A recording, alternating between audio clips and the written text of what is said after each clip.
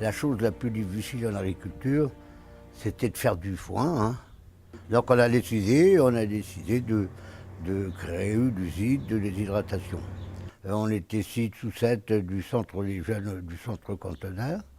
Et ces gens-là ont suivi pendant toute une année des stages de formation, la technique de la déshydratation et surtout la formation de l'administrateur, quel était son rôle et la façon dont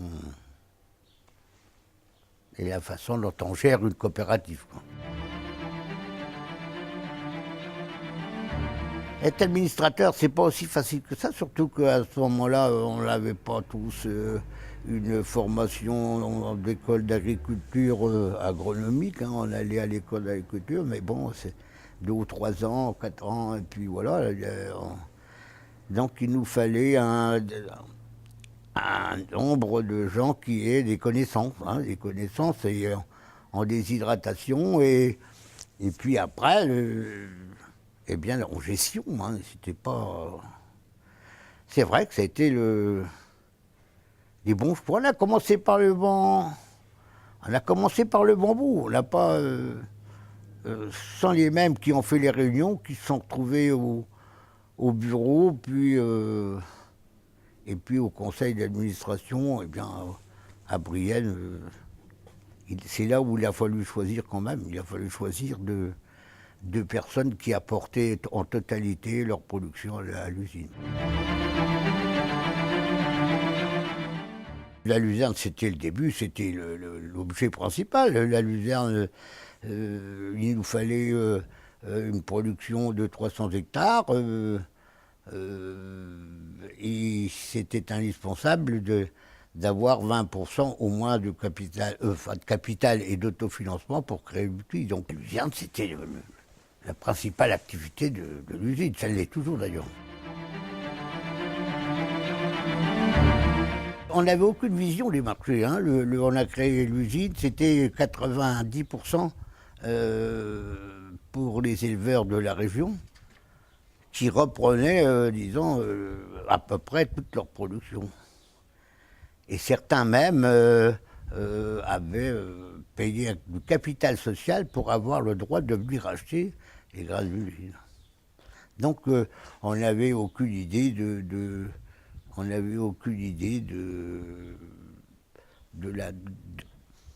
ça ne nous venait même pas à l'esprit d'avoir quelque chose à vendre. C'était repris presque. Et dès la première année, il a fallu vendre. Une bonne entreprise, c'est l'association d'une équipe dirigeante compétente et d'adhérents fidèles et surtout d'une bonne équipe d'ouvriers, hein. Une entreprise, c'est ça, hein. Un bon patron, s'il n'y a pas de bons ouvriers, ça ne va pas. Et si les adhérents n'ont plus confiance, ça ne marche plus non plus, hein. C'est les gens qui ont œuvré pour l'usine. C'était les quatre responsables. Moi, je les ai appelés directeurs, mais bon, c'était des responsables d'usine, hein. Il y avait le lien avec le directeur, mais c'était le directeur de la Carpe qui était directeur. C'est des gens qui ont aussi, qui croyaient à leur travail et qui ont fait... avec qui je me suis toujours très bien entendu, aussi bien Cartier, pour la mise en route, Denis Michel pour la création et l'installation du système de granulation de la paille, qui était quelque chose de tout nouveau et qui était très difficile. Patrick Brier, qui lui plus terre à terre et plus agronome que les autres, a lancé avec réussite l'implantation des luzernes avec le SMI direct. Et Alain qui lui a eu la mission de changer d'énergie et de passer tout au charbon. 1976, l'année où on n'honorait pas nos contrats. les agriculteurs reprenaient, qui avaient engagé 30-40% de leur luzerne, eh bien la gardaient pour eux, puisqu'il n'y avait pas de rendement. Et la luzerne était vendue sous contrat. C'est là qu'on a eu besoin, et c'est pour ça que on a eu besoin de conseils éclairés pour savoir comment il fallait faire. Et c'était pas difficile, il fallait, comme le directeur nous l'a conseillé, honorer les contrats, racheter de la luzerne quelquefois 2 fois le prix qu'on l'avait vendue, mais bon, puisqu'on ne pouvait pas la vendre et que la personne en avait besoin, on a honoré nos contrats.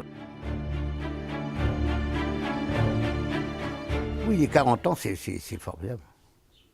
Formidable. Moi, je crois que quand elle allait arrêter, quand j'ai arrêté, j'ai dit bon, c'est la fermeture rapide. Et puis il a fallu quand même restructurer, c'était une chose qu'il fallait faire, hein, restructurer. Il n'y a pas de raison, les exploitations se restructurent, la déshydratation devait aussi se restructurer. Le rapprochement était bénéfique, alors que je pensais que Xavier Mons allait ne pas aller de bon pour le relationnel. En fait, il est bon. Hein, il est même encore bon. Hein, et puisqu'il a gardé l'outil en place, et moi ça, je le félicite. Hein. Quand j'ai quitté le conseil d'administration, à l'âge de 64 ans, parce que c'était, on aurait dû arrêter un peu plus tôt, mais mon mandat m'a permis d'aller un peu plus loin. Il fallait trouver un remplaçant, donc le temps qu'il se forme, tout ça, je suis resté jusqu'à l'âge de 64 ans. Et quand je suis parti, bon, bah là, aussitôt, l'équipe dirigeante a pris disons, une direction vers un rapprochement. Capdia, c'est l'entité auboise et c'est l'avenir de la luzerne, c'est l'avenir de la production de hiettes, disons,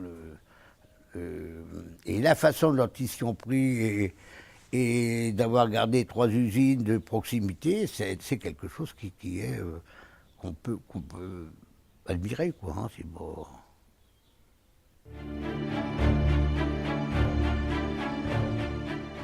Je suis content que l'équipe l'ait invité. Hein, ça va lui permettre. Ça va lui permettre d'approcher d'un peu plus près, eh bien, la déshydratation, les difficultés qu'on rencontre, les restructurations, hein, et surtout dans sa circonscription. Il y a quand même 2 entreprises qui sont restructurées d'une façon convenable et réussie. C'est la Carbe avec ses restructurations en rafale, Nourricia, issu avec Romy, Nutrixo, Vivesia, et il y a toujours une activité et des emplois à Brienne. Donc, Brienne est restée là, et c'est une restructuration qui était bien réussie. Bon. Alors après, à Aulnay, il y a encore 23 emplois. Je pense que ces 23 emplois, eh bien, c'est aussi une restructuration réussie. Il est bon qu'il le sache et qu'on on compte sur lui pour nous aider dans les moments où il y aura des décisions à prendre au niveau européen, hein, et au niveau gouvernemental. Ça a tellement été difficile à à créer. Il y a tellement eu de péripéties et tellement eu d'embûches que tant qu'on peut la garder, c'est bien.